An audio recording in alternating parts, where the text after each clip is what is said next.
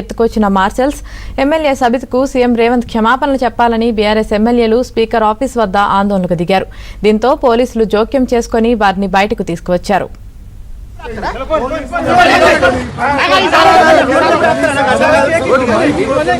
శాసనసభలో గొంతులు ఒకటా ఉన్నారు. ఒక మహిళకు అన్యాయం జరిగితే మాట్లాడలేదు. ఎన్నిసార్లు స్పీకర్ గారిని కోరినా మైక్ లేకుండా ఆయన ప్రజాస్వామ్యాన్ని గొంతులొక్కుతా ఉన్నారు. తెలంగాణ శాసనసభలో ప్రజాస్వామ్యం తెలంగాణ ఉద్యమంలో లేనప్పుడు కూడా ఆంక్షలు లేవు.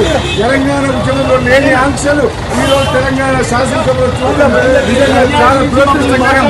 ఈ రోజు ప్రజాస్వామ్యం Telangana assembly CM chamber entrance వద్ద బీఆర్ఎస్ ఎమ్మెల్యేలను పోలీసులు అరెస్టు చేశారు. ఒక్కొక్కరిని బలవంతంగా బయటకు ఎత్తుకొచ్చిన మార్షల్స్ ఎమ్మెల్యే సబితకు సీఎం రేవంత్ క్షమాపణ చెప్పాలని బీఆర్ఎస్ ఎమ్మెల్యేలు స్పీకర్ ఆఫీస్ వద్ద ఆందోళనకు దిగారు. దీంతో పోలీసులు జోక్యం చేసుకుని వారిని బయటకు తీసుకువచ్చారు.